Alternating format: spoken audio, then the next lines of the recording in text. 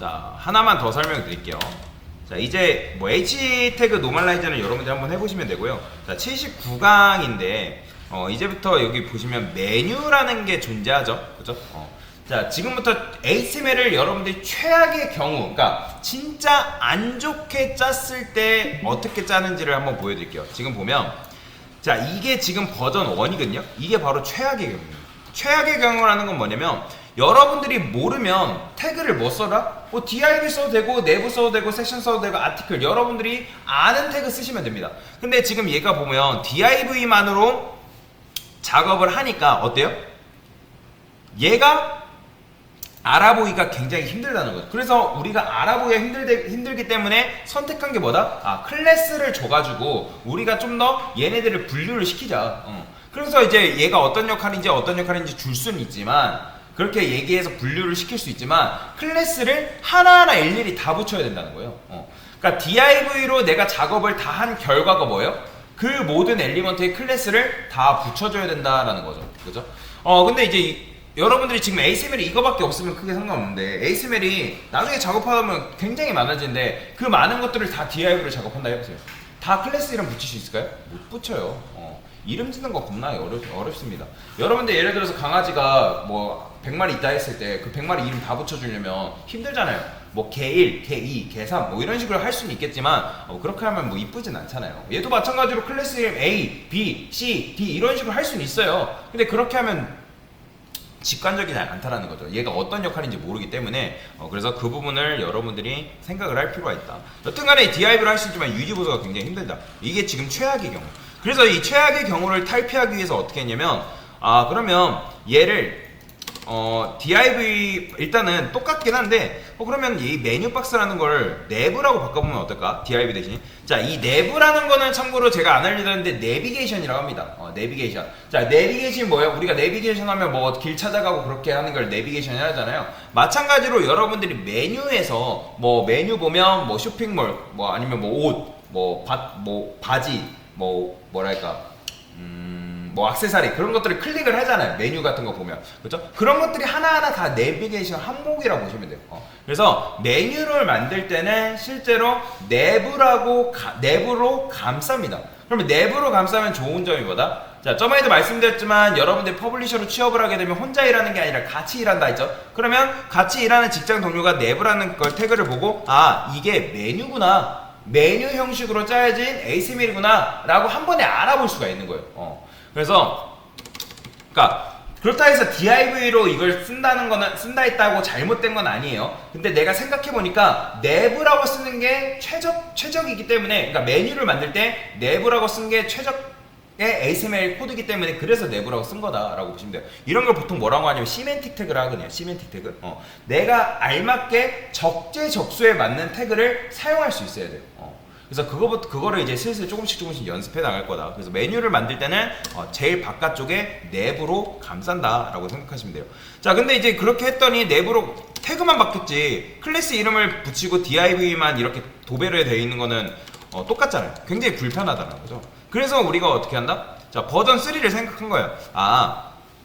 이렇게 하니까 div들이 어떤 역할인지도 모르겠고, 뭐 클래스 이름으로 분류를 시킬 수 있지만 굉장히 유지 보수가 힘들 것 같아요. 그래서 어떤 생각을 했냐면, 내가 HTML을 공부하다 보니까 메뉴를 만들 수 있는 UL과 LI라는 게 있었지 라고 생각을 하게 된 거죠. 그러면 UL과 LI는 뭐예요? 자, 순서 없는 목차를 만들 때 사용하는 거라고 말씀을 드렸죠. 우리가 이제 메뉴라는 거는 이제 순서대로 맞게 만들긴 하지만 실제로 걔가 뭐 1번, 2번, 3번, 4번 그런 건 없단 말이에요. 그러니까 라면 끓이는 방법에 대해서는 1번, 2번, 3번, 4번이 있지만, 여러분들이 생각을 했을 때 뭐 컨버스 홈페이지 한 번만 들어볼게요. 컨버스 홈페이지만 봐도 뭐 얘가 순위가 있나요? 뭐 신발, 의류, 뭐 아동 이런 게 없잖아요. 누가 1번으로 해야 되고 2번으로 해야 되고 3번으로 해야 되고 그건 없잖아요. 그죠?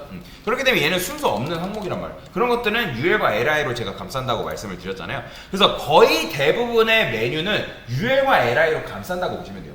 그래서 UL이 제일 바깥쪽에 있고 그 다음에 LI가 있고, 자, 저번에도 말씀드렸죠. UL의 자식으로 div나 기타 다른 태그가 올 수 있다 없다? 못 와요. UL의 자식으로는 무조건 LI밖에 올 수가 없습니다. 그러니까 LI의 자식으로는 A가 오던 div가 오던 스판이 오던 상관이 없는데, UL의 자식으로는 LI, 그리고 LI의 부모는 반드시 UL이 와야 된다.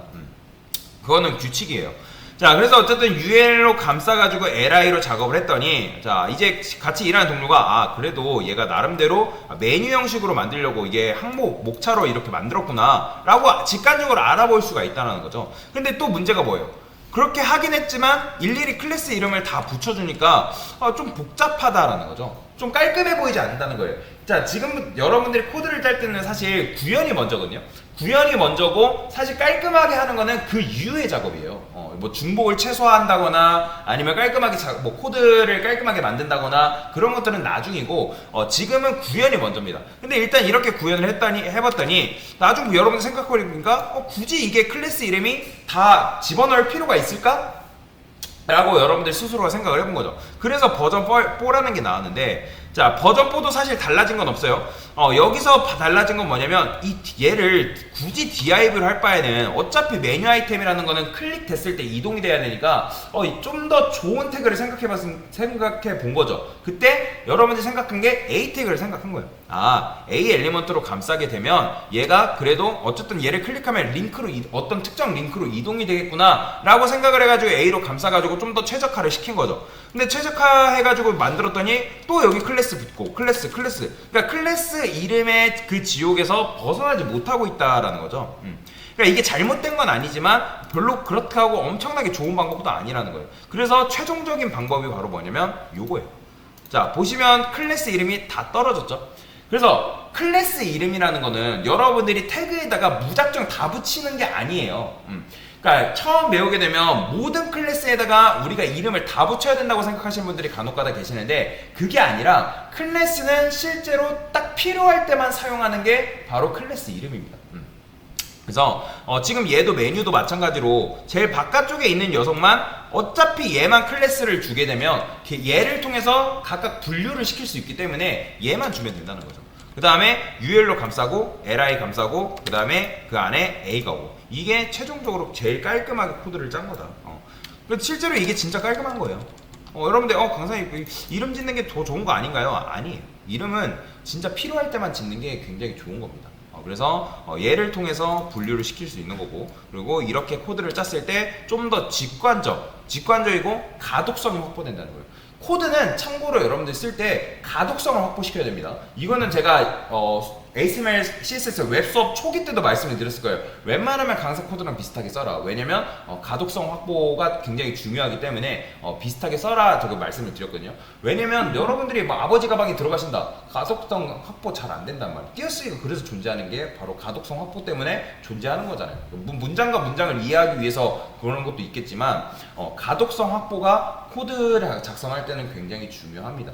그래서 지금부터 그게 습관이 안 들이면 나중 되면 진짜 실무 가서도 그 지저분한 코드에서 벗어나기가 쉽지 않습니다. 그래서 이렇게 코드를 가독성 있게 쓰는 연습을 하셔라. 그래서 이렇게 쓴 게 굉장히 좋은 거다. 이게 최종 단계예요. 그래서 이렇게 이제 한번 만들어 볼 건데, 일단은 보시면 최종 보이죠? 쓸데없는 시 클래스를 많이 사용할 필요가 없다 라고 보시면 되겠습니다.